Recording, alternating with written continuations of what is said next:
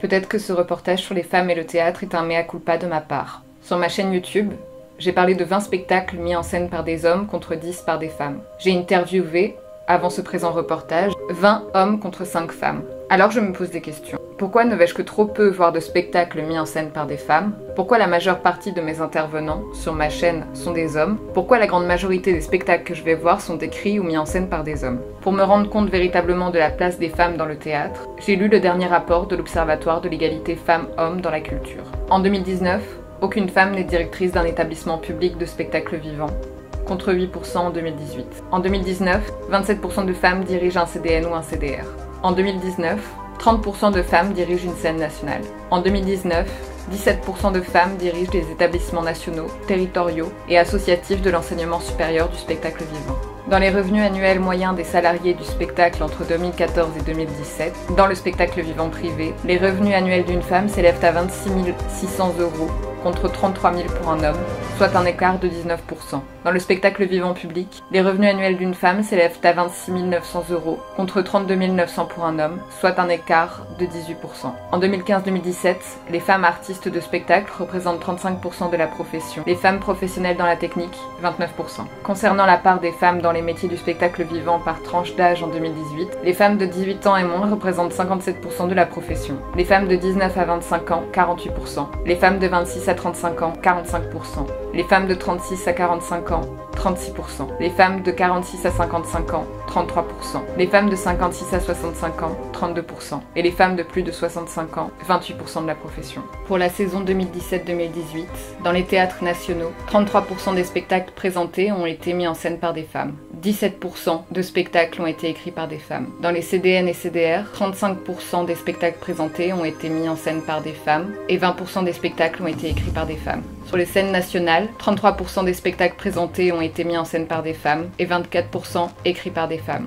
Sur les scènes conventionnées, 34% des spectacles présentés ont été mis en scène par des femmes, 28% ont été écrits par des femmes. Concernant les aides à la création artistique accordées par le ministère de la Culture, sur les 618 aides accordées en 2019, 36% de ces aides ont été accordées à des femmes. Sur les 25 421 milliers d'euros d'aides accordées en 2019, 26% de ce montant a été accordé à des femmes. Alors, le milieu théâtral est-il sexiste? Si la parité fait son chemin dans les programmations, nous pouvons toutefois noter la dominance du regard masculin sur les scènes de théâtre et observer des rapports de domination. Une invisibilisation des travaux féminins, couplée à un manque de regard critique de ces derniers. Une suspicion d'incompétence et une infantilisation des femmes, des manques de moyens et une inégalité financière ainsi que des discriminations de genre. On peut également se demander comment et qu'est-ce que jouent les femmes au théâtre. On remarquera que les rôles stéréotypés et les pressions physiques existent encore pour les comédiennes et que cela prend racine dans les formations théâtrales.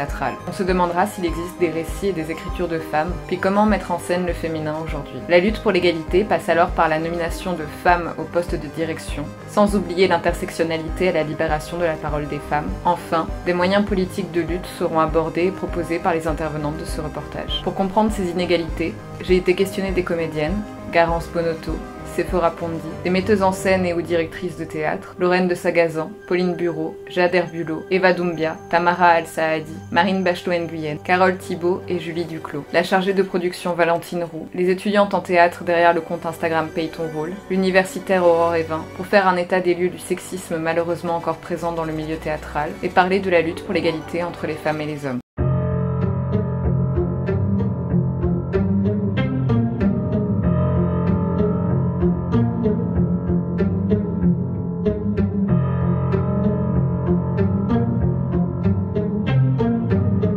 Le male gaze, ce regard masculin, ça a été théorisé par Laura Mulvey. Et c'est l'idée qu'en fait, c'est un regard qui conditionne notre culture parce que tout est fabriqué et pensé pour et par un regard masculin hétérosexuel. C'est-à-dire qu'en fait, les productions, notamment cinématographiques, mais ça peut s'appliquer au théâtre, se font sous un angle et avec des attentes masculines et avec une manière de filmer le corps. Donc ça se joue surtout au niveau de la mise en scène. Avec cette idée qu'on va objectifier la femme. Et ça veut pas dire qu'il y a des femmes qui sont pas capables d'avoir un male gaze aussi, parce qu'en fait on est tellement imprégné par cette culture que c'est très facile de faire du male gaze aussi quand tu es dans une position de femme. Moi je trouve que c'est une notion qui est hyper importante pour comprendre toute la culture dans laquelle on baigne. Et là récemment, t'as Iris Bray qui a sorti donc son livre sur le regard féminin, en essayant de proposer du coup qu'est-ce que ça serait un regard féminin au cinéma. Ce que je trouve intéressant dans sa définition, c'est qu'un regard féminin, ça serait un regard déjà voilà, qui traite les personnages féminins en sujet.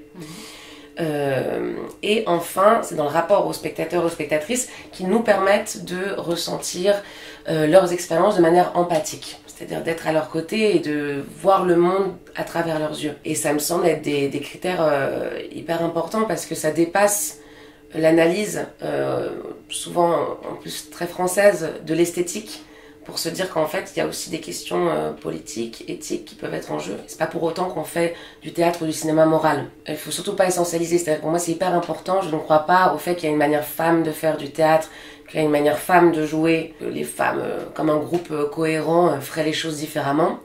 Simplement c'est sûr que quand on occulte une partie de la population qui n'a pas accès aux postes de pouvoir, aux postes de décision, aux programmations, aux postes de metteuses en scène, d'autrices, ou c'est pas tellement qu'elles n'ont pas accès, mais plutôt qu'elles sont invisibilisées, qu'elles sont pas mises en valeur, bah forcément qu'on manque d'une diversité de points de vue. De la même façon qu'avec les personnes racisées, qu'avec des personnes trans, c'est des expériences qui nous sont inconnues, quoi. En ayant plus de diversité dans les créatrices, dans les programmatrices, dans les directrices, c'est sûr qu'il y aurait forcément une manière de raconter des histoires qui pourraient être différentes. Je pense qu'il y a eu pendant très très longtemps des temps immémoriaux qui, je n'ai pas connu, un vrai problème dans le fait d'accorder du crédit à la pensée d'une femme, à sa créativité, à ce qu'elle peut produire. Je pense qu'il y a tout un imaginaire incroyablement misogyne qui voudrait que les femmes existent simplement pour être contemplées, pour être passives, pour être des objets et pas des sujets. Et du coup, de cette façon-là, je trouve qu'il y a un retard colossal sur le fait d'accorder du crédit et de la valeur à ce qu'une femme pourrait produire quand elle décide d'entrer dans le faire et ne pas simplement être une surface, être une projection. Je pense qu'il y a vraiment un souci, il y a vraiment un problème de légitimisation du féminin quand il pense, quand il produit, quand il crée.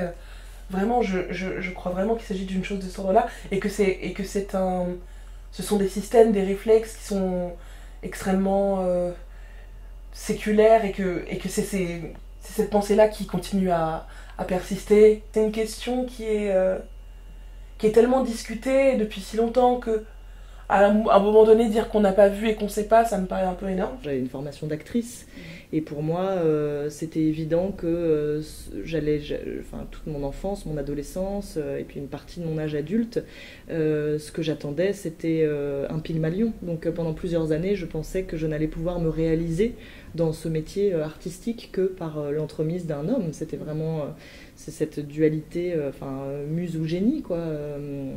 Et donc pour moi j'avais l'impression que mon plus grand désir c'était d'être une muse, quoi, ce qui est vraiment très étrange, ce qui d'une part n'est pas du tout arrivé et d'autre part j'ai mis du temps en fait à me questionner sur mon désir en fait.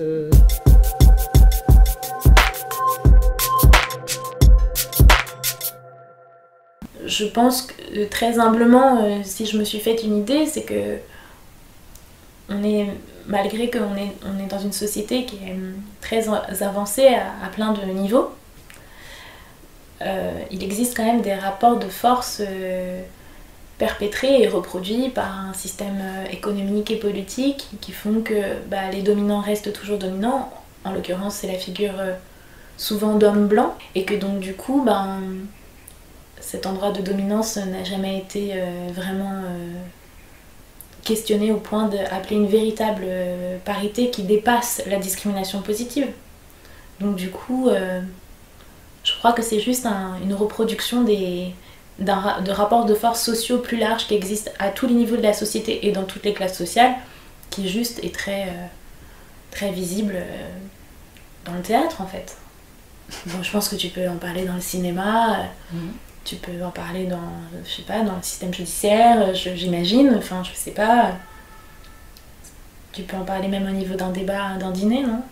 Parce que du coup, nous aussi, on rencontre beaucoup plus souvent des directeurs de programmation, des directeurs de théâtre que des directrices. Ces rendez-vous-là, comment dire... après, moi, je suis encore une fois dans des binômes, donc comme on est deux, peut-être sans doute que la question se pose différemment, mais il y a quand même la question de la relation professionnelle, enfin de la manière dont on construit cette relation professionnelle, et on se pose nécessairement la question de comment éviter les questions qu'il y ait des malentendus, comment éviter un rapport de séduction. Enfin, je pense qu'on se pose beaucoup plus de questions qu'un garçon avant un rendez-vous. Enfin, c'est-à-dire que on se pose déjà la question de comment est-ce qu'on va raconter le spectacle qu'on est en train de rêver, de construire, etc. Mais il y a aussi comment est-ce que je me présente physiquement, comment est-ce que j'apparais devant un directeur. Et c'est presque des choses, enfin c'est tellement intériorisé que enfin, on se les pose pas à voix haute, mais on sait que ça va avoir son importance, quoi, que ça va avoir son importance. Ouais, donc c'est sans doute penser à la manière dont on va s'habiller. Est-ce qu'on va se maquiller, est-ce qu'on va pas se maquiller, parce que est-ce que si on se maquille trop, est-ce qu'on va être pris au sérieux? Voilà, est-ce que ça va pas être mal interprété? Donc sans doute qu'il y a plus de paramètres à prendre en compte quand on est une femme. Encore une fois, c'est très général et puis ça dépend de l'âge de l'interlocuteur, ça dépend... c'est pas du tout systématique ce que je dis, mais ça existe. Et aussi dans les relations, en tout cas quand on est face à quelqu'un un homme plus âgé, plus installé, parfois se glisse dans la conversation, un paternalisme, et j'imagine bien que c'est malgré, c'est autre chose qui parle, qui se retrouve à un peu vous expliquer ce que vous devriez faire ou ne pas faire, mais on n'est jamais contre un bon conseil. Mais c'est une manière de s'adresser à l'autre. Moi, par exemple, j'ai été assistante, mais je sais même pas si on peut dire ça, j'ai fait comme un stage d'assistanat à la mise en scène avec Ostermayer. Et je me rends compte que, et à la fois ça a été une chose positive, parce que ça m'a permis ça m'a ouvert des portes, et à la fois, encore aujourd'hui, alors que j'ai fait quand même plusieurs spectacles, c'est la première chose dont on parle en m'évoquant. Et je me dis, c'est marrant, c'est comme si j'avais eu besoin vraiment pour exister du crédit d'un homme qui était tellement crédité par tout le monde que ça m'en donnait un peu, ça m'éclaboussait un peu. Et je trouve ça bizarre, c'est-à-dire que ce soit le cas au tout début, pour émerger, je peux comprendre, et aujourd'hui encore, c'est presque la première chose qu'on dit avant de parler de mes spectacles. Tant que les politiques ne prendront pas ça à bras le corps, mais ça veut dire changer toutes les bases de la société, donc c'est une entreprise énorme. Mais notre société, elle est basée sur la domination et la binarité. Donc forcément, on travaille là-dedans. Donc en fait, ce qu'il faut maintenant, c'est de réfléchir à tout ce qui nous emmène là-dedans. Et quand on ne peut pas faire la révolution, c'est quand même compliqué, eh ben on applique ça partout où on est, quoi. Parce qu'encore une fois, je pense que c'est vraiment quelque chose qui se diffuse. Et que si on lutte contre la domination partout où on est, et qu'en plus on tape, pendant ce temps-là on fait des discours, des machins, et qu'on tape, je pense qu'on aura déjà quelque chose qui pourra tout doucement commencer à bouger. Vraiment, ce que je trouve terrible, ça rejoint ce que je viens de dire, hein, c'est le fait qu'il y ait un nombre de personnes qui souffrent d'une manière ou d'une autre d'un endroit de domination, et qui, au lieu de s'unir, et notamment chez les femmes, de faire sororité et de vraiment se mettre avec quand il y en a une qui ose dénoncer, etc. Mais c'est un phénomène qu'on retrouve dans tous les endroits de la domination et que des sociologues expliquent très bien, hein. Il y a au contraire cette chose de se réfugier à l'endroit où on est, et au contraire de revendiquer une domination sur autrui. C'est-à-dire, il n'y a rien de plus facile pour dominer un groupe que de créer à l'intérieur de ce groupe dominé des dominants. Et ce que je veux dire, c'est que on le voit partout. Et que dans nos milieux, par exemple, les femmes qui ont un peu de pouvoir, qu'elles soient de pouvoir de représentation, ou de pouvoir à la tête des lieux, ou de pouvoir financier, de pouvoir de production, etc., je veux dire, si elles se mettent à d'un seul coup nier cet endroit structurel avec lequel pourtant elles ont tellement combattu d'une manière ou d'une autre, à moins qu'elles fassent partie d'une classe hyper dominante.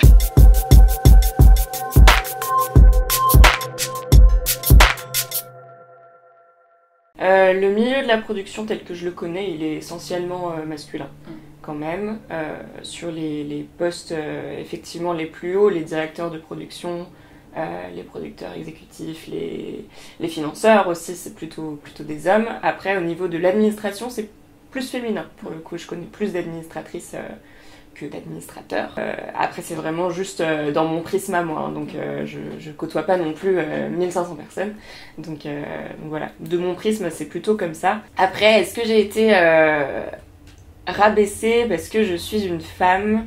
J'ai la chance de bosser avec une équipe de production essentiellement masculine, mais qui est très très comment on dit, woke sur cette question d'égalité homme-femme, de féminisme et tout. Donc c'est terrible de dire j'ai la chance d'être dans cette situation parce que ça devrait être la norme, mais au sein de ma propre équipe, c'est jamais le cas.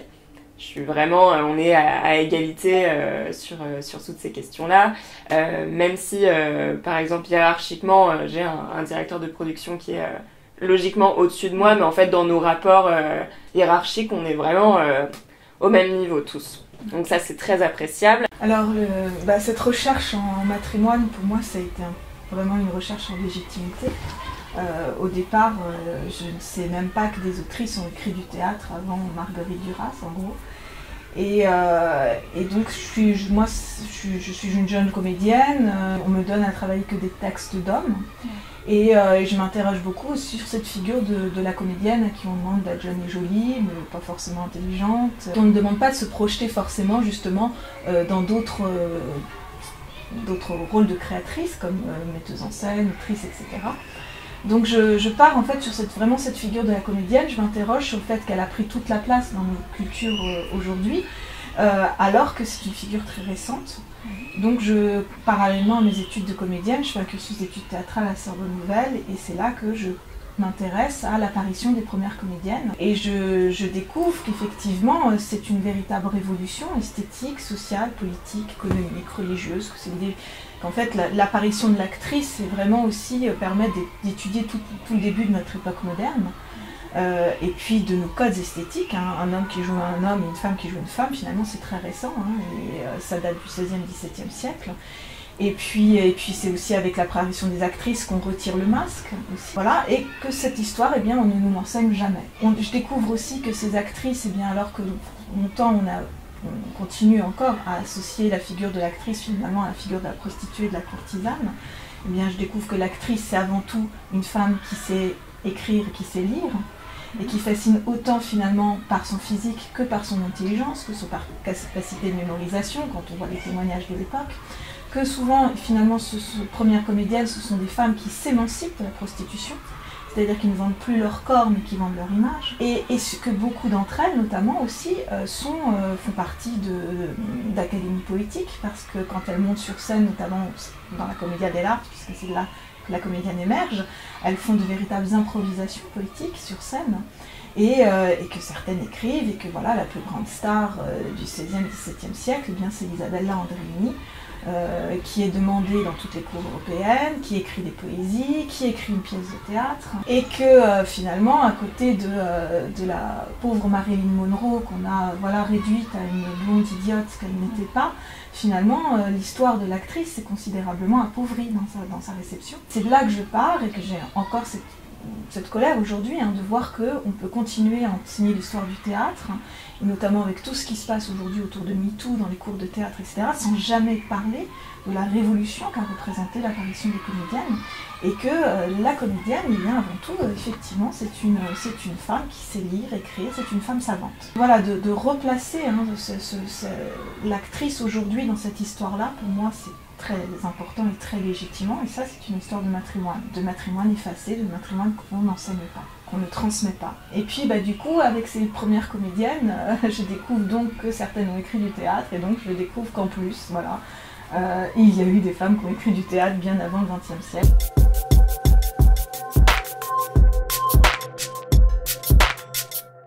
Je suis allé sur la page Wikipédia de liste de metteurs en scène. Donc évidemment, elle ne recouvre pas tous les metteurs en scène français, mais elle est quand même assez intéressante parce que, donc j'ai compté, il y a 197 noms. Sur ces 197 noms, il y en a 14 qui sont des noms de femmes. Donc ça représente 7% de toute cette liste. Et bon, après, il y a plein de noms qui manquent, enfin, évidemment, des noms de metteuses en scène qui ont 50 ans et plus, et qui sont plus jeunes et tout ça. Mais je trouve ça quand même assez révélateur de la coexistence de plusieurs discours. C'est-à-dire qu'à la fois, il y a le discours officiel, proactif pour instaurer une parité, et un volontarisme dans la manière de vouloir modifier ce déséquilibre, cette inégalité.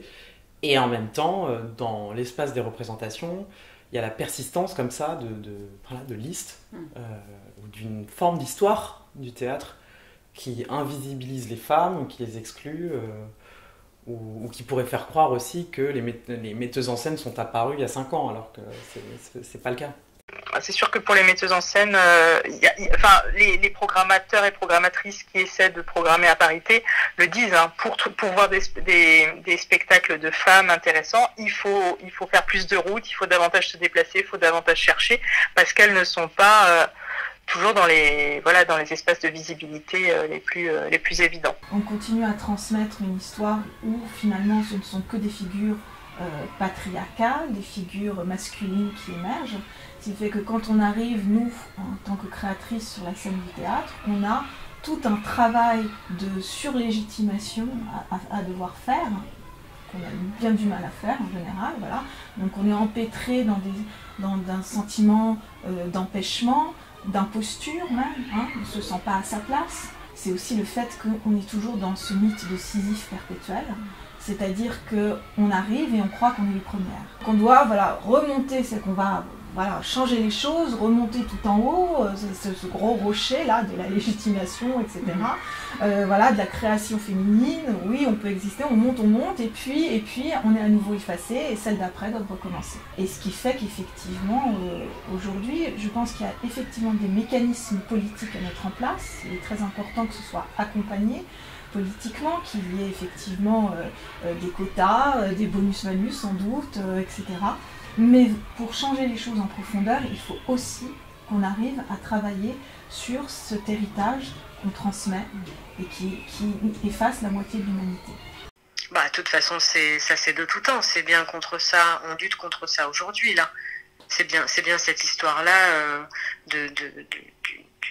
c'est une histoire d'invisible, quoi. C'est pourquoi les femmes, on se demande bien, mais c'est quand même ça qu'on essaie aujourd'hui de rendre visible, faire qu'il y ait des autrices, des metteuses en scène, que les noms, puisque ces femmes-là existent et qu'elles sont artistes et qu'elles n'ont pas moins de talent que les hommes, faire qu'elles existent, et on revient à cette histoire de quotas, et que ça c'est très bien que ça crée des prises de conscience où maintenant on fait attention à ce que pour la direction des lieux, ce soit paritaire, 2 hommes, 2 femmes, et qu'il y ait une attention particulière portée au fait qu'une femme dirige un lieu. Ça paraît quand même le minimum. En vrai, c'est même fou qu'on soit en 2020 encore en train de parler de ça. Si on y pense, quand même, c'est dément, mais bon, c'est comme ça.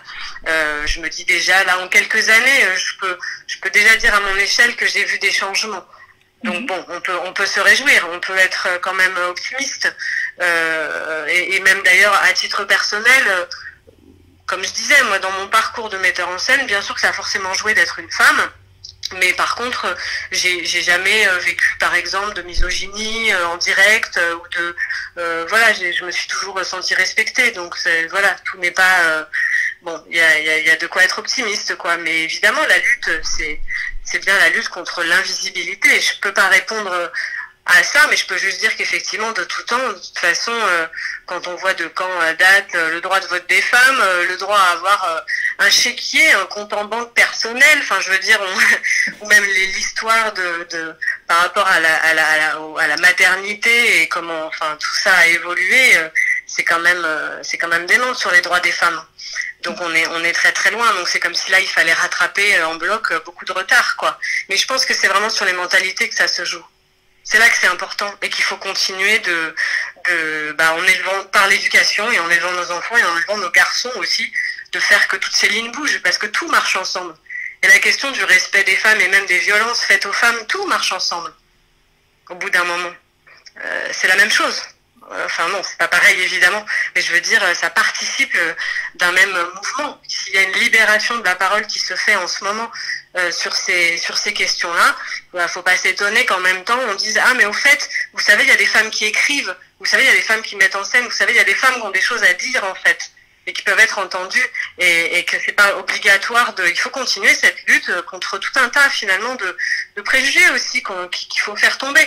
L'idée que les femmes, même à l'intérieur même de leur propre travail, peuvent être du côté de la technique, par exemple, que la technique n'appartient pas éternellement aux hommes, des choses comme ça, qu'il faut sans cesse défaire, en fait, peu à peu. Je connais pas du tout les chiffres, en effet, et la répartition hommes-femmes dans les enseignements en école supérieure. En effet, je me suis retrouvée plusieurs fois intervenante face à des élèves qui me disaient qu'ils n'avaient eu qu'une ou deux femmes intervenantes dans leur année, mais même dans leur cursus général, c'était souvent très minoritaire. Ça me surprend pas vraiment dans le sens où les femmes sont de toute façon moins représentées et à la tête d'institutions et dans les subventions, c'est-à-dire et on obtient beaucoup moins de subventions et souvent on en demande moins aussi. Elles sont souvent programmées plutôt dans les petites salles que dans les grandes salles, c'est-à-dire que c'est comme si la femme était un peu devenue un objet politique, c'est-à-dire la parité qui d'ailleurs n'est pas respectée, c'est-à-dire on est vraiment dans un rapport d'inégalité et d'injustice même, puisque l'égalité qui est censée être légiférée n'est même pas respectée dans la plupart des domaines, de manière générale dans la société, mais dans notre métier. Donc c'est pas vraiment étonnant que ne soient intervenantes que très peu de femmes. Alors je pense qu'il y a plusieurs raisons à ça. Je me suis beaucoup posé la question récemment, je me suis dit aussi que parmi j'ai l'impression qu'on demandait souvent aussi aux femmes beaucoup moins de s'expliquer sur leur travail. C'est-à-dire, je me rends compte que souvent j'écoute des conférences ou des longs entretiens ou plutôt d'hommes, et que c'est beaucoup plus rare de trouver des femmes à qui on demande d'expliquer leur processus de travail, d'expliquer en fait ce qui fait qu'elles sont artistes. C'est-à-dire, une femme artiste, c'est pas simplement un nom dans une programmation pour faire l'équité. J'ai l'impression que c'est aussi c'est évidemment une pensée, une réflexion, une implication. C'est quelque chose d'assez général où j'ai l'impression qu'aujourd'hui encore, non seulement la parité n'est pas vraiment respectée, mais en plus, j'ai l'impression que ce qui nous manque, c'est vraiment de faire advenir l'autre. C'est-à-dire, c'est comment en effet les femmes ne vont pas simplement être tolérées ou utilisées comme un outil un outil politique, donc pour faire respecter la parité, mais comment véritablement on va s'intéresser à ce que ces femmes artistes aussi ont quelque chose à dire. Et moi, je considère pas du tout être femme, c'est pas mon métier. Moi, je suis une metteuse en scène et je fais des spectacles. Donc, je suis une femme, je fais des spectacles. Mais c'est vrai que j'ai l'impression qu'on est beaucoup moins interrogé sur notre processus de travail.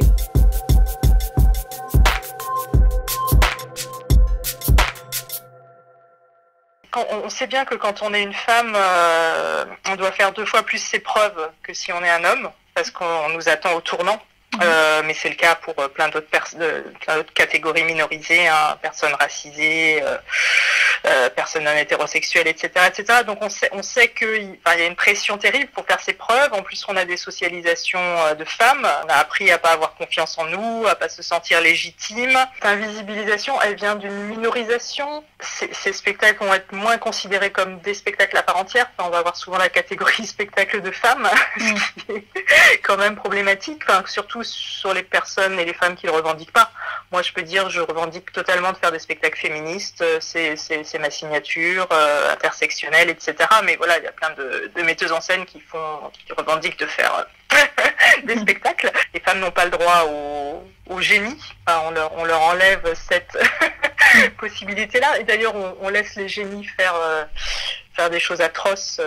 Voilà. Enfin, au nom du génie, il y a des pratiques quand même très très problématiques. Qu'est-ce qu'il faudrait changer ? Il faudrait changer un regard qui nous infantilise à beaucoup de niveaux, je pense, une suspicion d'incompétence, parce que maintenant, en fait, c'est ça qui est intéressant, c'est que maintenant que malgré tout, quand même, la société progresse, et heureusement, il y a des personnes dominantes qui ont conscience de leur droit de dominance et qui disent attendez, on va ouvrir la place. Et ça, tant mieux, parce que ça part toujours des instances de pouvoir, la réinvention d'un espace.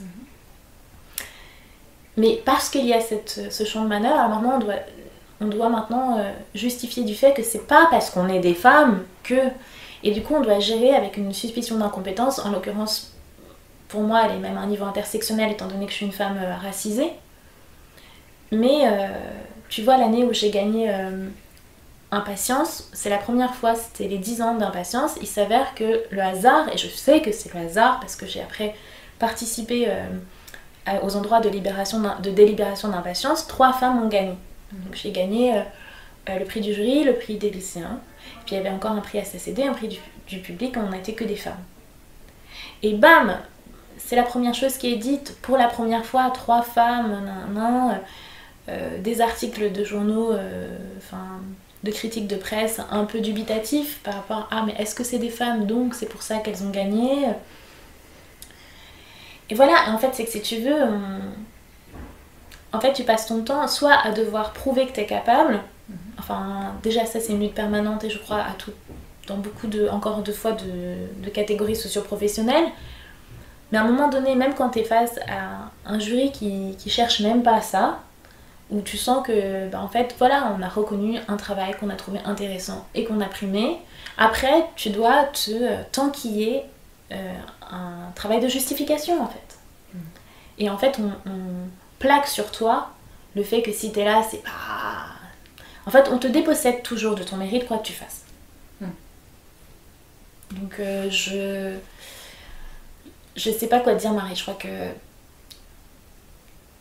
En fait, quand il y a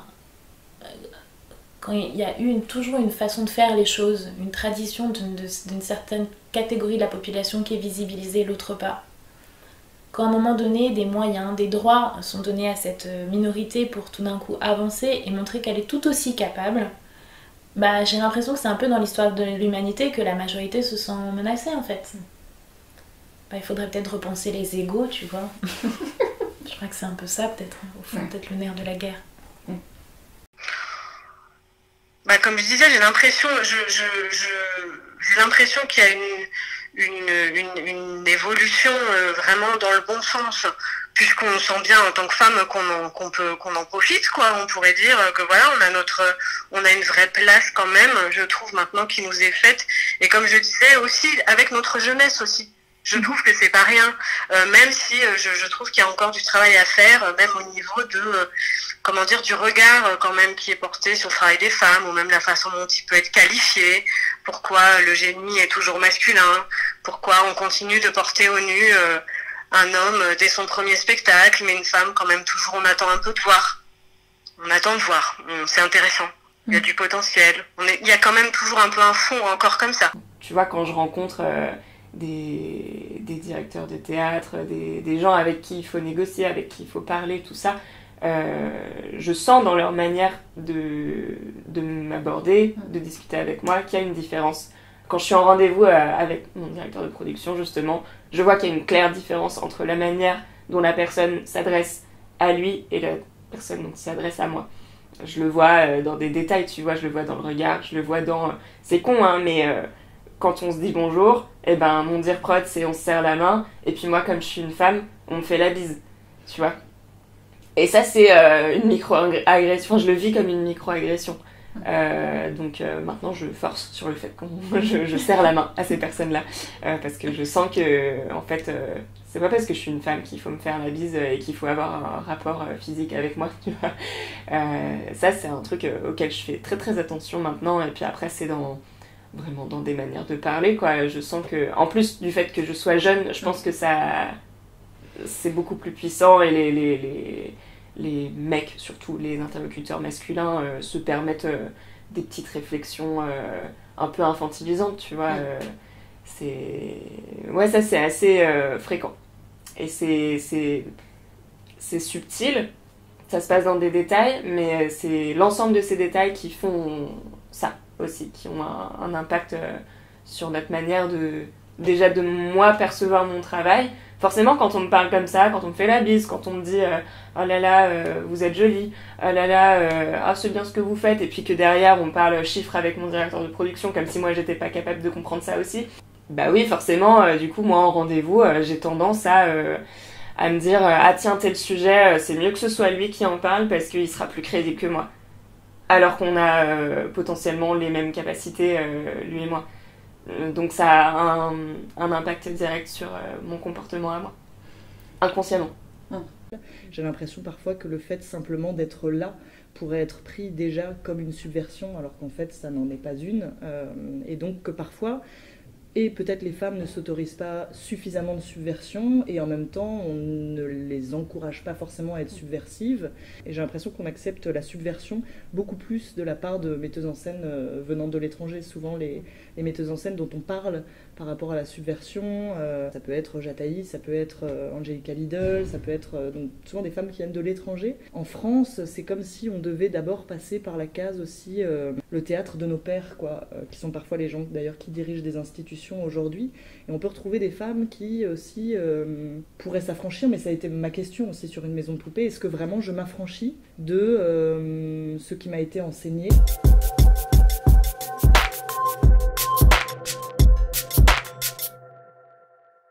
Moi, je pense qu'il y a aujourd'hui beaucoup de gens extrêmement talentueux, des femmes, des hommes, etc. Mais ce qu'on peut remarquer, c'est que les créateurs, enfin, les personnes qui prennent le plus d'argent dans le théâtre public, ce sont des metteurs en scène hommes et qui ont des budgets absolument hallucinants.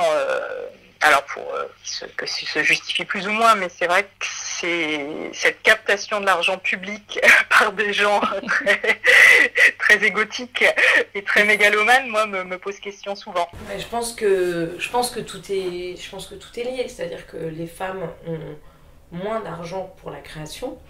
Les budgets des artistes et des compagnies dirigées par des femmes sont moins importants. Les institutions donnent moins d'argent aux femmes, il y a moins de directrices, moins de metteuses en scène, moins d'autrices, donc forcément en fait tout ça, ça produit une invisibilisation. L'une de ces choses n'est pas forcément plus importante que l'autre, c'est-à-dire que je pense que les moyens de production sont très importants, c'est-à-dire que actuellement les artistes femmes ont des moyens de production qui sont moins importants que les artistes hommes. Donc je pense qu'il y a quelque chose qui se crée d'une inégalité, et qui est une inégalité qui existe dans les chiffres, qui n'est pas mon sentiment, et que cette dont je ne peux que prendre acte. Et à partir de cette inégalité, au fur et à mesure, en avançant dans l'âge et dans les générations, forcément ça fait qu'il y a une illégitimité, puisqu'on a moins d'argent, on a moins de possibilités d'avoir des décors, on a moins de possibilités pour avoir des équipes nombreuses, on a moins de temps de répétition, et forcément tout ça au bout d'un moment ça joue sur la qualité artistique. Et réussir à avoir les mêmes moyens de production, c'est un combat. Voilà. Donc je pense qu'à partir du moment où ces choses seront rééquilibrées, et je souhaite que ce soit le cas dans les années à venir, et bien à ce moment-là, les directions, etc., ça coulera de source, puisque en fait à partir du moment où la légitimité est la même, et ben ce sera certainement plus simple pour les femmes qui ont envie de diriger des lieux, d'en diriger. Et pour les femmes qui n'ont pas envie de diriger des lieux, de pouvoir tout de même faire les spectacles qu'elles ambitionnent à moyen égal avec leurs confrères masculins. Il faut quand même encore, clairement il y a moins d'argent qui est donné aux femmes. Il faut prouver, moi sur ma dernière production, il a fallu prouver que j'étais capable de m'emparer d'un grand plateau, on pourrait dire. Et de faire un spectacle qui a une dimension technique, qui a des exigences, on pourrait dire, de même les mêmes que des hommes, sauf que sur les hommes on va pas se poser la question.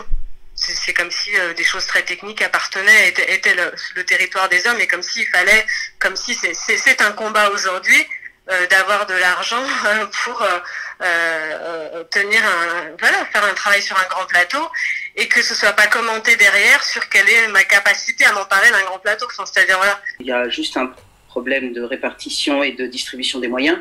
D'une part, au niveau de l'argent public, qui pour moi est un gros problème, peut-être encore plus important que la question des directions, même si on focalise énormément sur la question des directions, parce que c'est des endroits très symboliques. Je pense qu'il y a un problème qui est plus souterrain et qui est à mon avis presque plus grave, qui est la répartition des moyens et des moyens publics notamment, puisque cela on est censé pouvoir les contrôler puisqu'on est dans une république, et donc pour au moins assurer un partage égalitaire des moyens de la République en ce qui concerne les services publics et les arts et la culture. Il y a des distorsions énormes entre les moyens publics dont disposent les hommes et ceux dont disposent les femmes, notamment en ce qui concerne les productions de spectacles. C'est une espèce de serpent qui se mord la queue, puisqu'à partir du moment où on a moins de moyens pour monter ces spectacles, on a moins accès à des gros plateaux, puisqu'on peut moins développer des spectacles avec beaucoup d'acteurs, avec des scénographies importantes.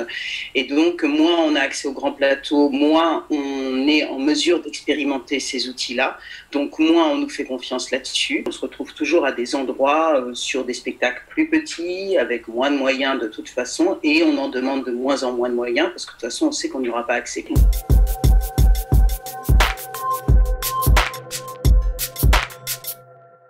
La place des femmes contemporaines, c'est aussi comment est-ce qu'on peut ouvrir cette catégorie. Donc c'est là où je trouve ça intéressant de déconstruire la catégorie de femmes. Moi, il y a un terme que j'adore et qui m'est hyper utile politiquement, c'est celui de sexiser. Du coup, les sexisés, ça serait toutes celles et ceux qui subissent le sexisme ou en général la domination masculine hétérosexuelle.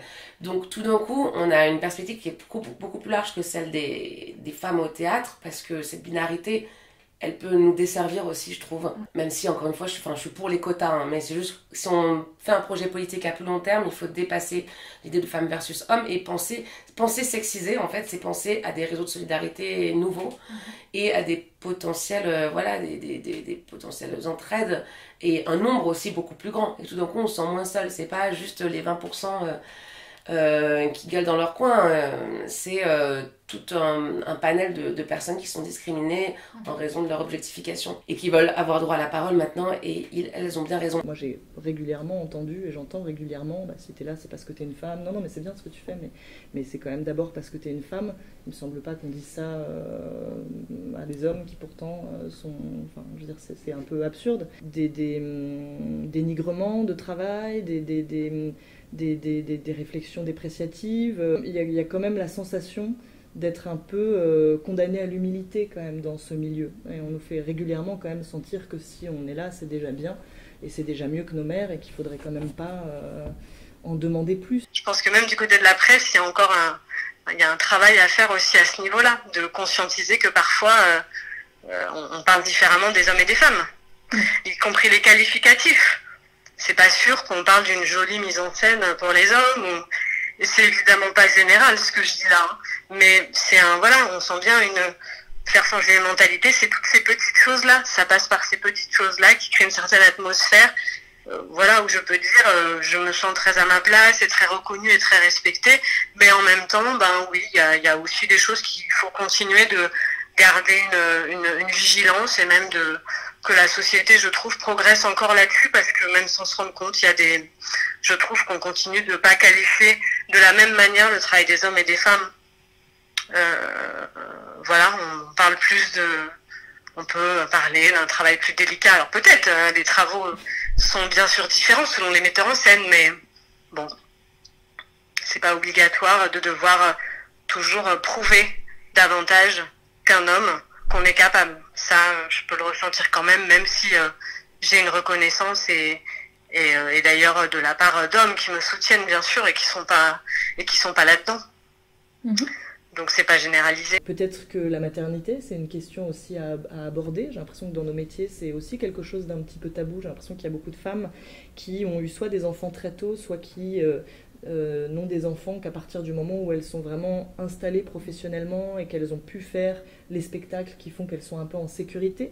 Avoir des enfants au milieu de tout ça, c'est un petit peu compliqué, et j'ai l'impression que c'est une vraie question. C'est-à-dire autant il est absolument nécessaire de pouvoir aider les femmes à ne pas avoir d'enfants, mais quand elles en ont et qu'elles cumulent aussi une vie professionnelle, c'est finalement quelque chose de presque un peu assez nouveau en fait, et qui reste un peu difficile. J'étais en tournée sur une date d'un de nos spectacles dans un théâtre de région parisienne, et c'était l'année dernière, là, en décembre 2019, et j'avais eu le malheur de tomber malade et d'avoir une extinction de voix. Et donc quand tu es administratrice de tournée et régisseuse plateau sur un spectacle et d'avoir 0 voix, c'est très compliqué pour travailler avec tes équipes et avec les équipes techniques en face.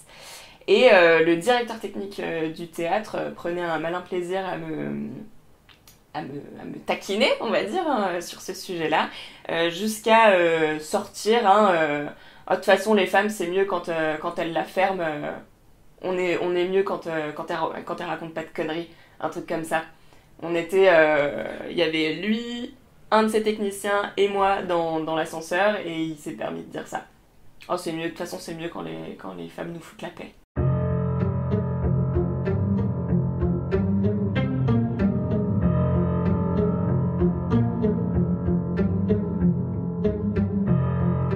Ce qui revient très régulièrement, c'est la question des rôles attribués.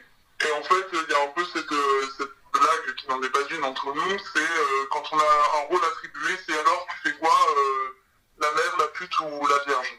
On est cantonné au même type de rôle et en fait les auteurs qu'on nous demande de traiter sont souvent des hommes avec des personnages féminins inintéressants parce qu'ils ont été écrits par des hommes et donc peu complexes avec une seule couche de lecture et puis souvent rattachés à des archétypes féminins contre lesquels nous on se bat.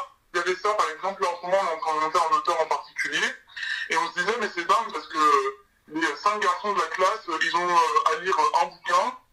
Et ça y est, tous les rôles sont chouettes, ils peuvent trouver n'importe quel rôle. Nous, on doit rajouter du travail et de la charge mentale en plus parce qu'il faut qu'on lise 10 fois plus de bouquins qu'eux parce qu'il faut qu'on trouve les bouquins avec les scènes qui nous plaisent, qui nous correspondent, avec des personnages féminins chouettes. Et donc en fait, la charge de travail pour trouver ce qui nous fait vibrer est 2 fois plus grande. Comment est-ce qu'on représente les féminités et comment est-ce qu'on ne réduit pas les femmes sur le plateau à un certain nombre de clichés qui relèvent de l'imaginaire masculin. Je pense évidemment à la femme enfant, à la femme en robe blanche, à la femme qui pleure, à la femme fragile, la femme instable, enfin à toute une série comme ça d'images, de clichés qui aussi ont une influence sur le jeu, la manière dont on joue, même en tant que femme, comment est-ce qu'on joue une femme sur un plateau. Moi je sais que voilà, j'ai fait une formation de comédienne, et je suis toujours comédienne d'ailleurs, et voilà, j'ai un physique plutôt androgyne, j'ai une voix grave, etc. Et je sais que quand je passais le conservatoire, je me disais, il faut que j'ai l'air d'être une femme. Encore une fois, c'est des choses qui ont changé, hein, parce que moi j'ai passé le concours il y a 10 ans, donc, ça a pas mal changé entre temps. Pour moi, il y avait moi dans la vie et moi femme sur le plateau qui étaient 2 choses différentes. Il fallait que je fasse comme les femmes dans les films, comme les femmes que j'avais vues au théâtre, comme les actrices dont j'étais fan. Mais pour avoir été plusieurs fois jury au concours du conservatoire, il y a quelque chose quand même de quand on est une femme, il y a une sorte de comment dire, comme une palette ou un certain nombre de rayons, enfin comme si on était dans bon, désolé pour cette métaphore, mais dans un grand magasin où voilà, les filles vont emprunter certains rayons et toujours les mêmes, alors qu'elles viennent vraiment d'écoles différentes, de formations différentes, etc. Et les garçons, on peut identifier un jeu de garçons, des caractéristiques qu'on va retrouver majoritairement chez les hommes et d'autres qu'on va retrouver majoritairement chez les femmes. C'est-à-dire que chez les femmes, souvent, il y a la volonté à un moment donné de pleurer. Donc comme si, en tant que femme actrice, il fallait que je prouve absolument que je peux pleurer.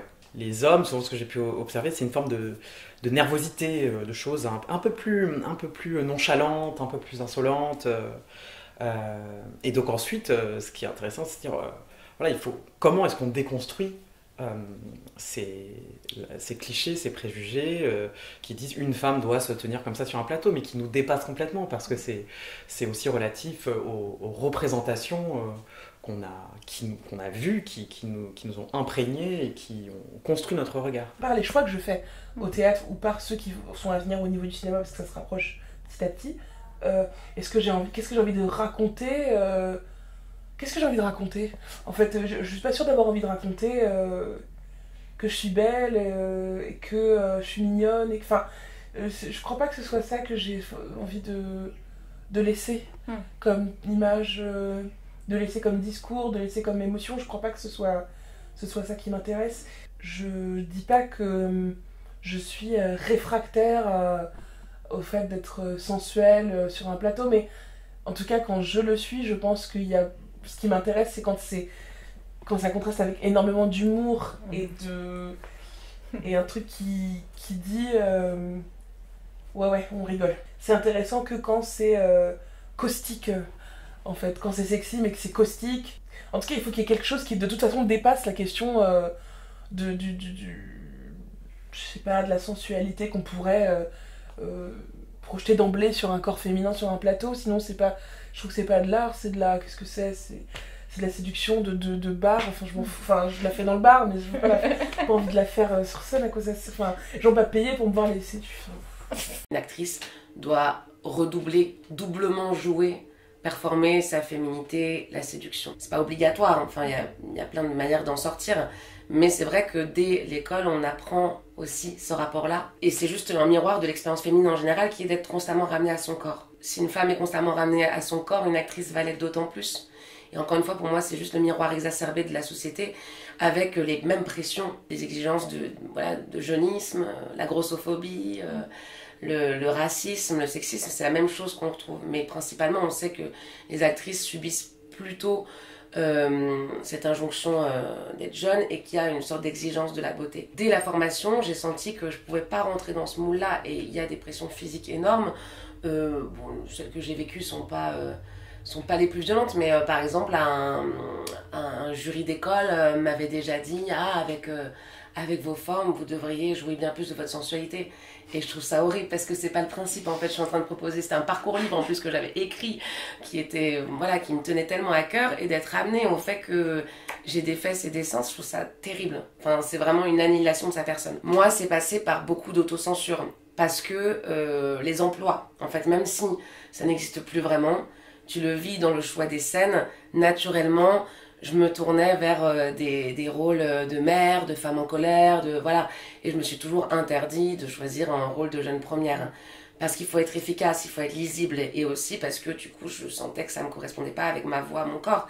Mais quand on y pense, c'est une autocensure terrible. Et ça vient de remarques un peu, je me souviens aussi d'un pote qui m'avait dit, en rigolant, mais toi t'es faite pour être la nourrice, pas Juliette. Et c'était au lycée, mais mine de rien, oui, mais il obéissait à une vérité quelque part en me disant ça. Et de la même façon que dans les castings, j'en parlais récemment avec des copines, moi je candidate jamais quand je vois écrit très belle jeune fille. Parce que je sais qu'en France, dans la vision d'un dircast un peu bête et méchant, une très belle jeune fille, elle fait pas du 42, voilà, elle a pas du poil au mollet et elle est pas myope. Donc c'est toutes ces formes d'autocensure qui t'apprennent très vite que tu vas être amené à ton corps tout du long.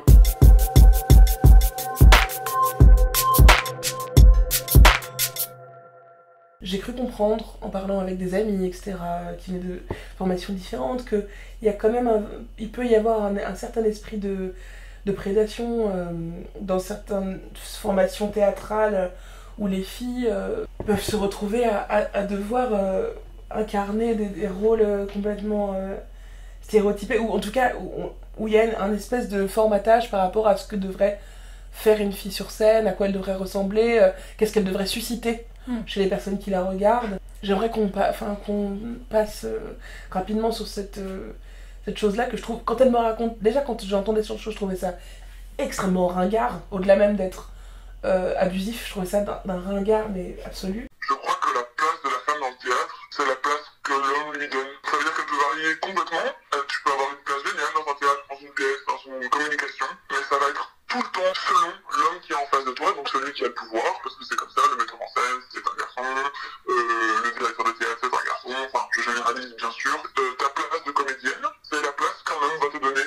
Et ça, c'est le male gaze, et c'est ce qu'on trouve partout en fait. Tu ne peux vivre et être, et grandir et devenir qu'à travers le regard des hommes et avec l'approbation des hommes. Et donc en fait, on peut pas nous-mêmes arriver et dire c'est ça que je veux être comédienne, je veux être ça, je veux devenir ça, je veux faire ça. Ça n'existe pas. Et encore une fois, on se retrouve dans des écoles où on n'ouvre pas du tout à ou très très peu à ces questions-là. En fait, moi, personne a pris 2 heures en classe, aucun prof s'est arrêté pour dire en fait, vous avez 20 ans, vous êtes d'une autre génération. Moi, j'ai envie de savoir qu'est-ce qui vous fait vibrer aujourd'hui au théâtre, qu'est-ce que vous avez envie de faire, de quoi vous avez envie de parler. Si toi, tu te poses la question tout seul, ça peut marcher, tu peux mener ces réflexions toute seule, mais en fait, tu te retrouves vite aussi, c'est très facile de tomber rapidement dans ce qu'on pourrait appeler un syndrome de l'imposteur ou des choses comme ça, en fait, je suis pas légitime à penser le théâtre, je suis pas légitime à avoir des idées en fait un peu radicales ou arrêter sur le fait que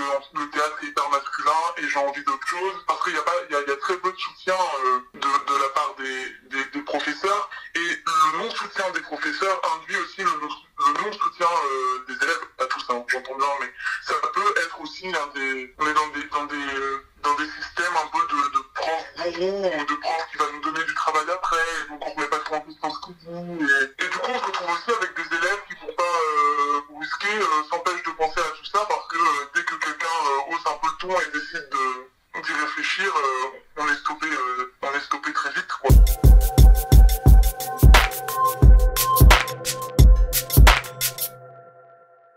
Je me souviens d'un mail qu'on avait reçu, même pas qu'on n'avait pas reçu nous, mais qu'avait reçu notre chargé de production de l'époque, qui disait oui, c'est intéressant, d'accord, le mur de Berlin, mais pourquoi est-ce qu'elle ne parle pas plutôt de la famille ou de questions plus intimes?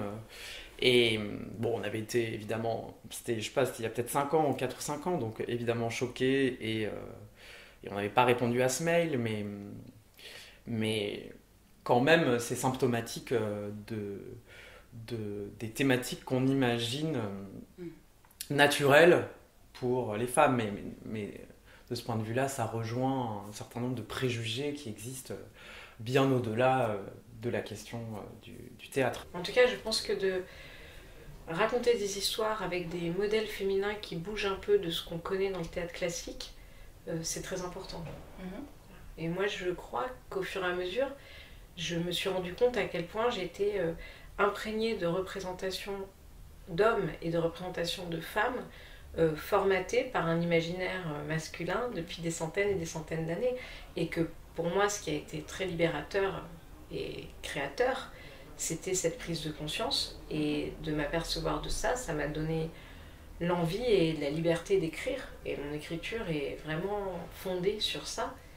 C'est-à-dire, qu'est-ce que moi je peux écrire, qu'est-ce que moi je dois écrire, que d'autres n'écrivent pas. J'ai l'impression qu'il y a quelque chose aussi dont il faut sortir, c'est-à-dire se dire qu'on va systématiquement parler des mêmes choses, de manière sensible, de parler de... Et moi la première, je fais ça, de parler de la famille, de parler du couple, enfin aussi de s'emparer d'autres sujets, de s'en emparer différemment, de s'emparer d'autres esthétiques, et pas de faire des spectacles à papa pour pouvoir être programmé par ces papas qui dirigent les institutions. Finalement, moi ce qui m'importe le plus aujourd'hui, c'est de raconter des histoires dans lesquelles on peut avoir des rôles qui nous projettent dans des identités qui font rêver. C'est-à-dire pas rêver un peu, dans des identités de femmes qui, avant d'être une femme, sont médecins, sont joueuses de foot, sont chercheuses, sont plein d'autres choses que femmes, en fait, finalement.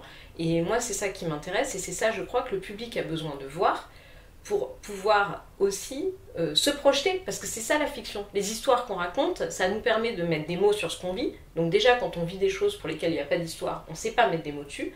Moi, par exemple, j'ai pu constater que l'avortement, il y avait très peu d'histoire. Il y a le magnifique texte d'Annie Ernaux, mais sorti de ça, il n'y a pas grand-chose. Les règles, qui sont quand même une expérience qui est extrêmement partagée, il y a très peu de textes qui en parlent, et de spectacles encore moins. Et je crois que si on raconte ça, qu'on met des mots, et ben ça permet à chacun de mieux vivre avec son histoire. Voilà. Et pour moi, c'est ça, moi, le travail que je fais, c'est de mettre des mots sur des choses qui m'ont fait honte. En m'apercevant que moi, ce qui m'a fait honte souvent, n'est pas comme je le croyais au départ, et c'est ce qui génère la honte personnelle, mais est finalement quelque chose qui est dans la société et qui est transversal et qui concerne beaucoup de personnes. Et je ne sais pas ce que ça veut dire, moi. Je ne sais pas ce que ça veut dire. Est-ce que toutes les femmes, est-ce qu'il y a des points communs dans les écritures et dans les mises en scène de femmes parce qu'elles vivent une société patriarcale et parce qu'en fait c'est une communauté de discrimination, ou est-ce qu'il y a réellement quelque chose de féminin? Je ne sais pas. Je crois plutôt qu'il y a des choses qui se recoupent parce qu'on est dans des lieux de discrimination. Il faudrait que ça devienne un non-sujet, en fait. Voilà, il faudrait que ça devienne un non-sujet. On n'a pas d'écriture, pour moi, essentiellement féminine ou essentiellement masculine. C'est un niveau essentialiste, en fait. Ouais. Après, on est une femme ou un homme dans notre société. Donc effectivement, mais tout comme on est aussi avec notre origine sociale, avec le fait qu'on est racialisé, etc. Donc on arrive avec tout ça. Et chaque personne navigue avec ça. Donc on peut avoir une écriture de femme mais au niveau sociétal, pas au niveau, pour moi, pas au niveau essentialiste. Après, c'est vrai que moi je travaille par exemple sur les textes de femmes du XVIIe siècle. Je les trouve très intéressants. Je vais dire que c'est un texte de femme, effectivement, parce que de par leur statut, quand elles écrivent ces tragédies, etc., elles sont, je les appelle excentriques, parce qu'excentrées, justement. Donc elles ont un regard, elles sont pas dans la norme. Donc c'est ce regard-là. Et elles vont justement travailler à inverser notamment les rapports de genre. Elles vont mettre en scène des héroïnes qui vont faire le choix du politique contre l'amour, et puis des hommes, des héros qui, eux, vont faire le choix de l'amour plutôt que du politique. Voilà. Donc ça, effectivement, on le retrouve chez les autrices de théâtre du XVIIe siècle. On le retrouve beaucoup moins chez les auteurs. Mais c'est de par, effectivement, leur situation dans la société et leur regard, justement, sur ce qu'on leur impose.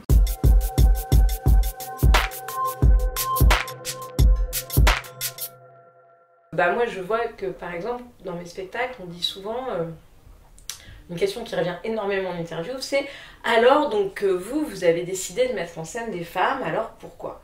Et moi je vois plein de copains de metteurs en scène de ma génération qui montent un Shakespeare, il y a 10 mecs et 3 personnages de femmes et personne leur dit alors donc vous avez décidé de mettre en scène des mecs, alors pourquoi?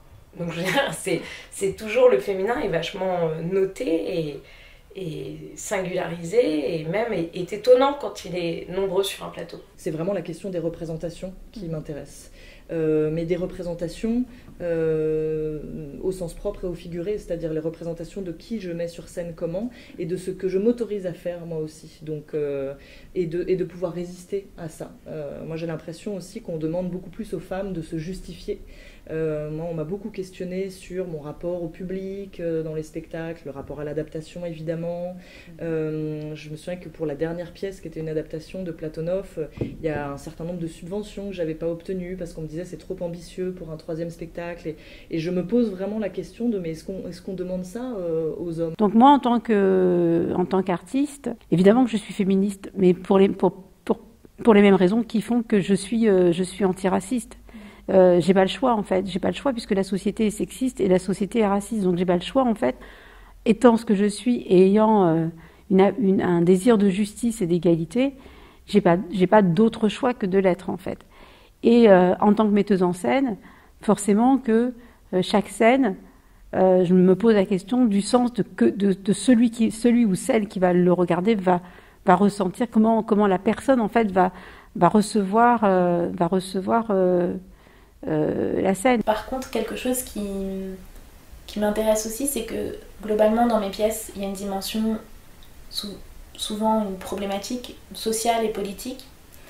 Et comme dans mon écriture, j'intègre un matériel souvent intime, mélangé à un matériel de recherche, en fait je suis un endroit de légitimité, on peut pas me dire ça se monte pas comme ça, tu vois. Donc ça aussi, ça me permet d'éviter des débats si jamais tu montes des classiques. C'est vrai que moi, le mot identité, je trouve que c'est un grand mot, c'est un gros mot, parce que je trouve qu'il arrête. Déjà, je pense qu'une identité, c'est comme une place, c'est un mouvement. Alors quand tu dis identité, il y a quelque chose qui est très figé. Et dans un mouvement de processus de construction identitaire, disons, je pense que dans une trajectoire de vie, on se heurte à plein de dimensions de soi. La question de ton genre, de ta sexualité, de ta binarité ou non. En fait, à un moment, tu rentres en collision avec, ou si tu rentres pas en collision avec, tu as donc orchestré de grandes stratégies d'évitement. Et je pense qu'en tout cas, si tu veux écrire enfin une histoire et rendre justice à la complexité d'un phénomène qui te semble réel, tu peux pas en fait ne pas prendre en compte cette dimension du genre. Elle est inhérente à tout, à la fois dans l'intime, dans les rapports de soi à soi, et elle régit des strates d'interaction sociale à tous les niveaux, du conscient à l'inconscient. Je sais pas, je pense qu'on peut pas en faire l'économie en fait, ça me paraît impossible.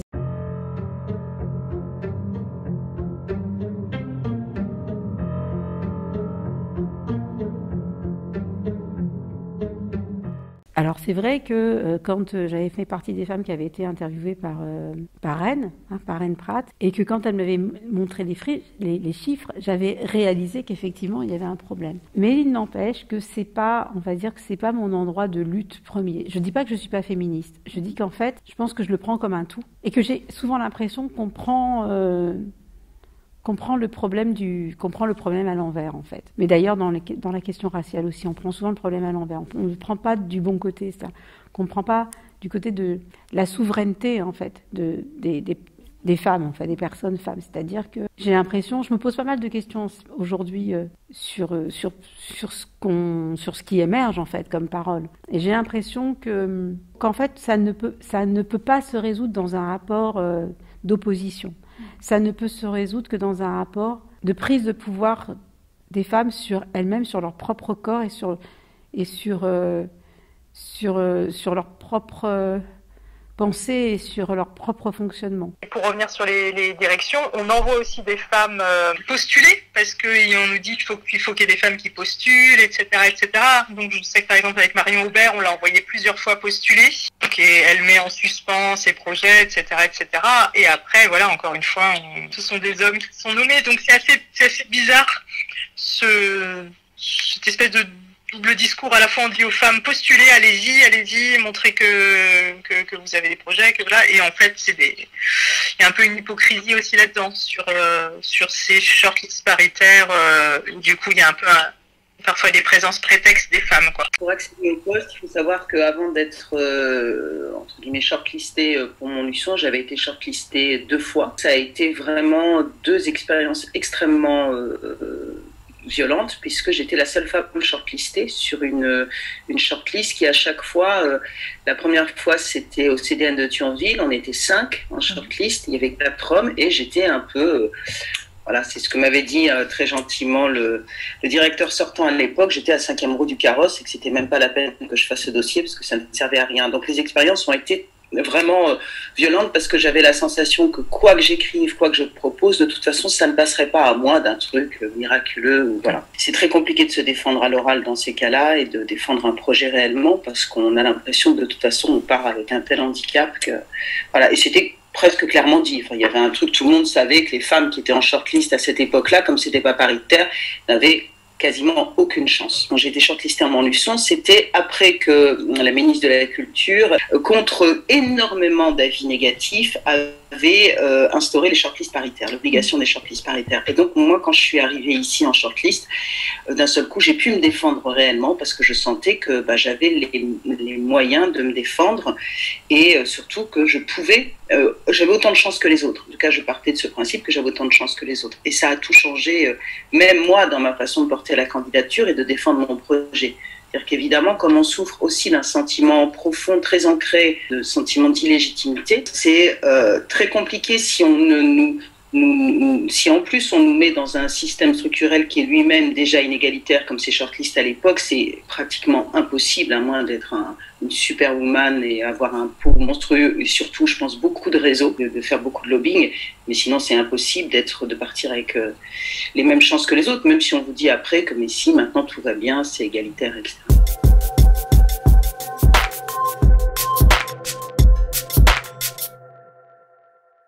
La place des femmes est toujours secondaire, mais je crois qu'il faut absolument croiser les choses avec de façon un petit peu plus large et un peu plus intersectionnelle, parce qu'on ne peut pas avancer que sur la cause des femmes si on ne prend pas en compte aussi les questions de race, de personnes racisées, de racisme structurel dans la profession comme il y a du sexisme structurel.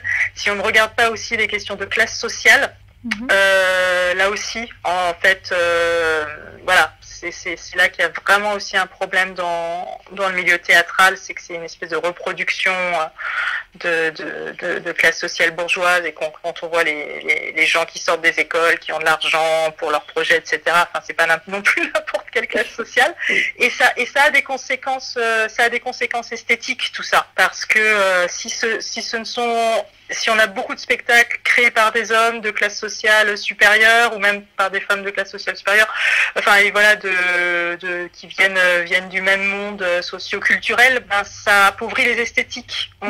D'une part, on n'entend pas assez de voix, pas assez de voix de femmes donc qui ont une autre expérience que les hommes socialement, qui ont un autre vécu, qui ont un autre rapport au monde, voilà, aux autres, de par la socialisation. Donc ça, on a besoin aussi que ces spectacles-là et ces œuvres-là soient vus, soient entendus. Et c'est la même chose sur des cultures qui soient un petit peu plus hybrides que l'éternelle culture qu'on nous apprend à l'école. Et on a besoin de d'autres gestes ou d'autres esthétiques. Je suis allée dans une première école qui s'appelle l'EDT 91, qui est une école publique qui a Courcouronne et qui a été très précieuse en termes de formation, enfin qui m'a beaucoup appris. Surtout que j'avais beaucoup de choses à apprendre, parce que j'étais très jeune. Il y avait quand même c'était difficile sous deux aspects. C'est difficile parce que j'avais du mal à trouver ma place, mais aussi pour une question, je pense, d'avoir autour de soi, en fait d'être là en minorité, mine de rien, c'est quand même c'est pas une expérience toujours très agréable, surtout quand nous on sait qu'on l'est, mais que les gens en face ne semblent pas du tout le prendre en compte, et pourtant ça réapparaît dans des commentaires plus larvés, des choses plus floues, plus ambiguës, qui se veulent être de l'humour, etc. Mais il n'empêche que je me rends bien compte en entrant dans le théâtre, en passant par l'école, en allant dans les salles, que je compte les gens noirs dans la salle, j'essaie de les trouver. Il y a quelqu'un En général, il y a personne.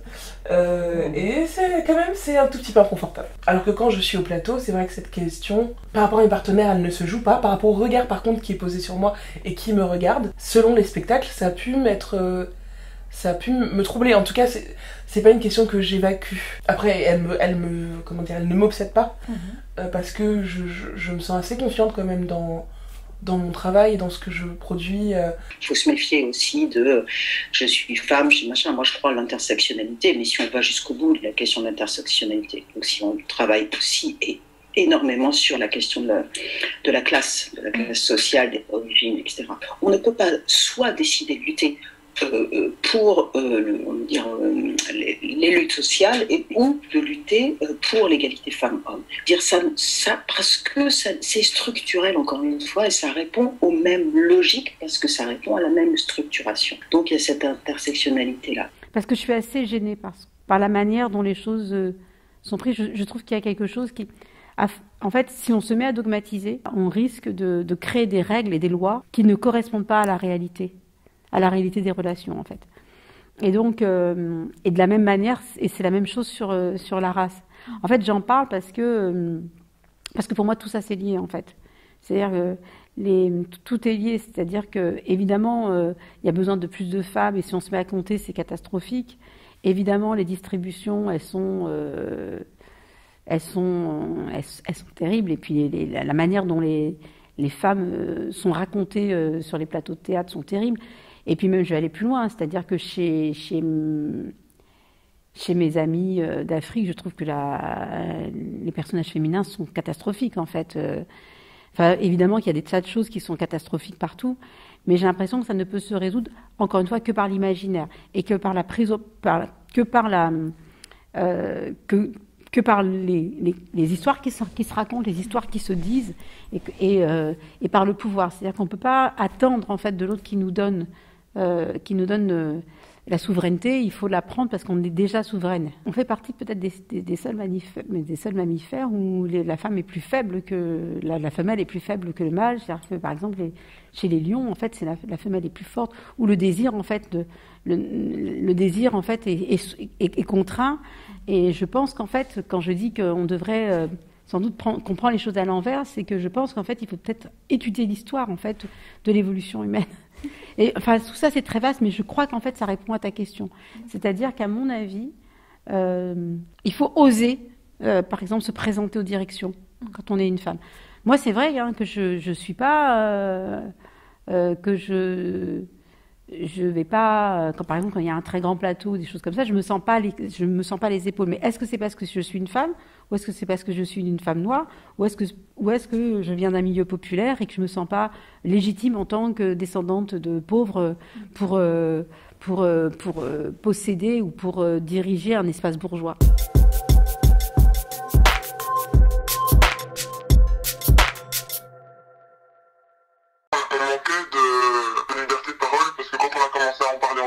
Les gens n'osaient pas en parler, les gens avaient peur, les gens savaient pas si c'était vraiment une agression ou pas, etc.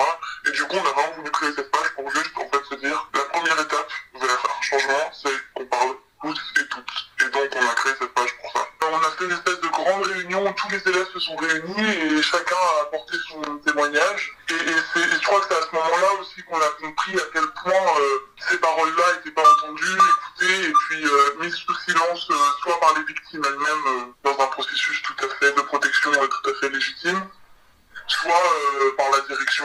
Et du coup, on avait vraiment cette volonté de mettre en avant des voix qu'on tait, surtout dans le milieu théâtral, par des c'est pas bien grave, oh, ça va, oh, c'est bon. Et on voulait un peu reclarifier les choses en disant non, ce n'est pas bon, ce n'est pas ok. Dans le théâtre, dans le milieu du théâtre, là où ça commence à bouger, je trouve, c'est par rapport aux violences sexuelles, aux agressions. On le voit avec justement avec Play Ton Rôle, avec plein d'initiatives qui sont mises en avant pour libérer la parole. On sait que la parole peut être libérée que dans un espace de sécurité. On ne peut pas parler si on sait qu'on va être persécuté derrière. Donc il y a aussi des aménagements à faire justement pour que les femmes puissent commencer à parler de ce qui leur arrive et des conditions dans lesquelles elles évoluent et elles travaillent. Après, je pense qu'on est vraiment qu'au début de ce processus-là et que le moment où la parole se libère et le moment où il y aura effectivement des mesures concrètes qui seront prises, je pense qu'on peut attendre encore un peu. Il va y avoir beaucoup de choses, je pense, qui vont se passer dans les prochaines années à ce niveau-là, mais qu'on n'est pas rendu encore. Il y a un truc qui est très spécifique aux écoles de théâtre et aux mises en scène, etc. C'est le nombre, nous on reçoit beaucoup ça sur Play Ton Rôle, le nombre d'agressions et de viols qui se passent sur scène. Tout est excusé parce qu'en fait c'est de l'art, c'est du théâtre, on l'a vu dans l'affaire avec Dujardin, non en fait c'est du théâtre, c'est du jeu, donc le consentement va de soi.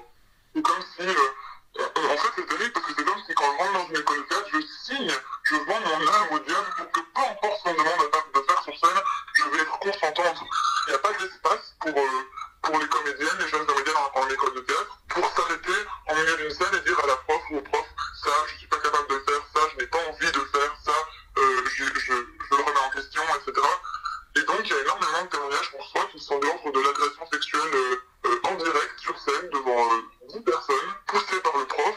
Par rapport au consentement, c'est un truc de tripot. Enfin, moi, c'est quelque chose que j'ai un peu découvert en faisant Play Ton Rôle, c'est que je le savais au fond de moi, mais de vraiment avoir les mots dessus, de me dire en fait, c'est vraiment des agressions qui se passent sur scène et qui sont juste pas appelées agressions parce que on remplace le mot par théâtre. Mais c'est des agressions, c'est des viols. C'est des trucs, c'est vraiment des angoisses profondes, je crois, enfin, moi, là, quand je pense à ça, je me dis, mais c'est des angoisses que je trouve terrifiantes, quoi. Ce truc d'être sur scène, de te faire agresser, de pouvoir rien dire. Ça reste presque un cauchemar. Et le pire, c'est que parfois, sur le moment même, tu ne te rends pas du tout compte que tu es en train de te faire agresser. Tu te dis, oh mon dieu, cette scène, ça me correspond.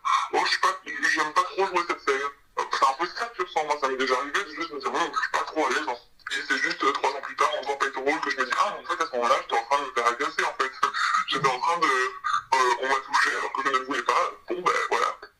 C'était l'agression. C'est normal que j'étais mal.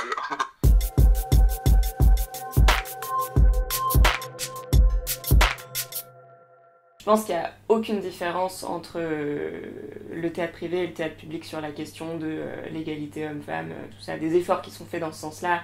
Je pense qu'il y a certaines personnes qui font cet effort-là et la majorité qui s'en fout. Et je trouve ça d'autant plus dommage concernant le théâtre public parce que eux sont censés être relever du service public et donc représenter les valeurs de notre bonne République. Par exemple, l'égalité homme-femme, n'est-ce pas? Dans le théâtre public, on pourrait imposer des quotas, on pourrait imposer la parité, c'est pas le cas. Dans le privé, ça me paraît un peu plus compliqué de faire ça, mais à la limite, ils sont pas obligés de le faire. Et du coup, pour moi, le gap, il se situe là, tu vois. La mission de service public devrait porter ces valeurs-là, et c'est pas le cas. Et le jour où ce sera le cas, je pense que le privé suivra un peu aussi. Pour moi, l'étape obligatoire, c'est de passer par ces histoires de quotas et d'imposer la parité. Ça, c'est sûr. Augmenter l'égalité des chances, en fait. Je pense qu'il y a beaucoup de choses à faire dans les récits aussi. Parce qu'on sait que les récits ont un impact sur la vision du monde des spectateurs et spectatrices. Donc, produire des récits beaucoup plus avec des femmes, des récits de femmes, des récits d'égalité, des choses comme ça. Enfin, je pense que la construction du monde de demain passe aussi par les récits d'aujourd'hui. Et donc ça, c'est quelque chose à faire et qu'on peut faire maintenant. Après, évidemment que cette histoire de quotas par rapport à la parité, malheureusement, en fait, il a fallu en passer par là, il faut en passer par là, mais c'est vraiment un phénomène que j'ai vu arriver, ça. C'est-à-dire, moi, je suis sortie il y a 10 ans du conservatoire à Paris, donc on pourrait dire j'ai vraiment commencé ma vie de jeune metteuse en scène il y a 10 ans. Bon, je sais pas si je peux dater aussi précisément que ça, mais en tout cas, j'ai vu arriver quelque chose qui aujourd'hui devient quand même beaucoup plus courant, c'est-à-dire et d'avoir des femmes dans les CDN et d'avoir des jeunes aussi. D'avoir, que ce soit normal. Je me souviens, il y avait Caroline Guélin, il y avait l'arrivée comme ça d'un coup de ce phénomène de soutenir des femmes, et donc je suis arrivée là-dedans.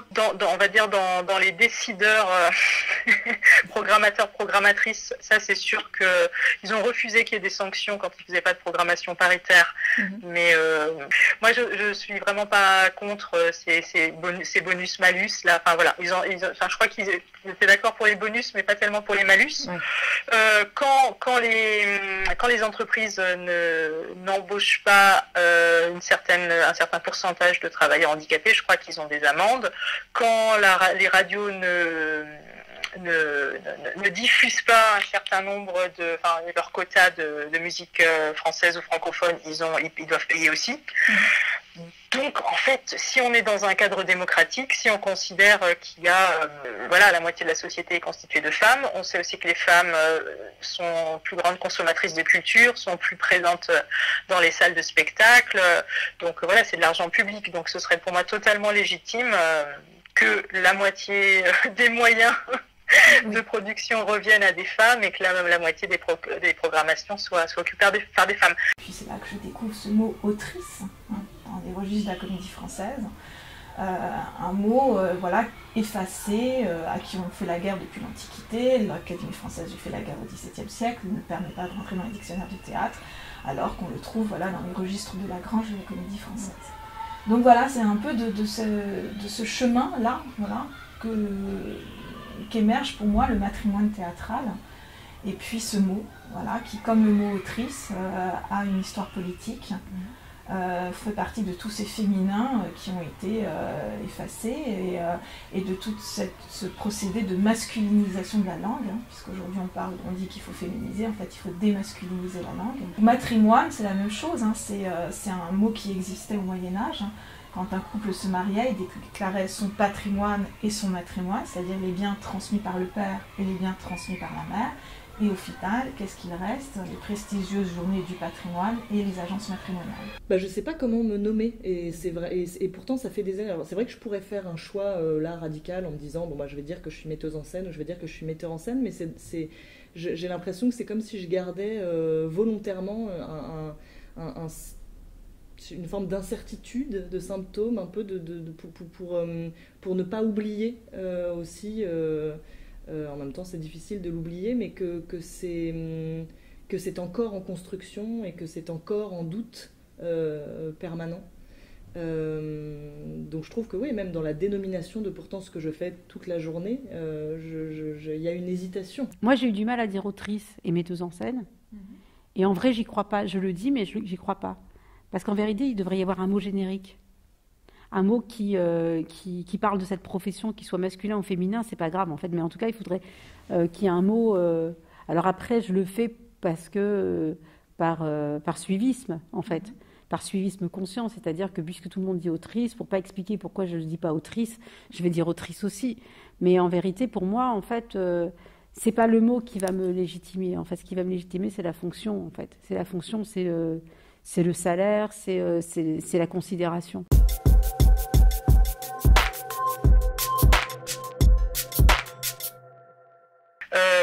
Parce que le talent, en fait, c'est pas quelque chose d'inné, c'est quelque chose qui se cultive.